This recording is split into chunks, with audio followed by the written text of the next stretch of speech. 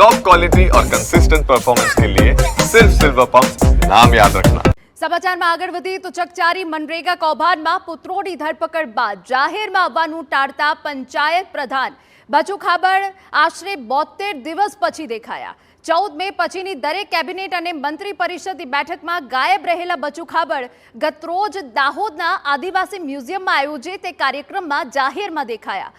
મહત્વનું છે કે 26 મેના રોજ પીએમના કાર્યક્રમમાં પણ બચુ ખાબડ નહોતા દેખાયા, ત્યારે 72 દિવસ પછી સરકારી કાર્યક્રમમાં શિક્ષણ પ્રધાન અને કલેક્ટર સહિત અધિકારીઓની હાજરીમાં સ્ટેજ પરથી સંબોધન કરતા અનેક તર્ક વિતર્ક સર્જાયા છે, કારણ કે તેઓ 11 કેબિનેટ બેઠકમાં ગેરહાજર રહી ચૂક્યા છે, તેમજ મંત્રી ચેમ્બરમાં પણ નહોતા દેખાયા। જો કે હવે સોમવારથી બચુ ખાબડ ગાંધીનગર સચિવાલયમાં ફરી જવાનું શરૂ કરે તેવી ચર્ચાઓ છે।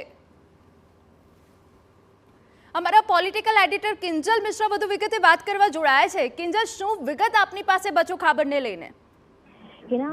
બિલકુલ, જે રીતે આપણે પણ કહ્યું કે જ્યારથી જે મનરેગાનો વિવાદ હતો એ ચાલ્યો હતો અને જેમાં મંત્રી પુત્રોની અટકાયત થઈ હતી, કેસ ચાલી રહ્યા છે, ત્યારથી અત્યાર સુધી બચુભાઈ ખાબડની જે વાત કરવામાં આવે રાજ્ય કક્ષાના પ્રધાન છે, પરંતુ એક પણ કેબિનેટ બેઠકમાં ત્યારથી નથી દેખાયા। ત્યારબાદ ના તે સચિવાલય આવ્યા છે, ના સ્વર્ણિમ સંકુલ આવ્યા છે, ના કોઈ પણ સરકારી કાર્યક્રમોમાં હાજર રહે છે અને ના તો પ્રભારી વિસ્તારમાં ગયા છે। પરંતુ જે રીતે હવે તેમને ગઈકાલે આવ્યા છે તો તેવું માનવામાં આવી રહ્યું છે કે જે તપાસ ચાલી રહી છે, તપાસમાં ક્યાંક ને ક્યાંક સરકાર તરફથી તેમનો કોઈ પણ દોષ ન હોય તે પ્રકારની વાત હોવી જોઈએ અને તેના કારણે એક લાંબા સમય બાદ તેમણે સરકારી કાર્યક્રમમાં હાજરી આપી છે।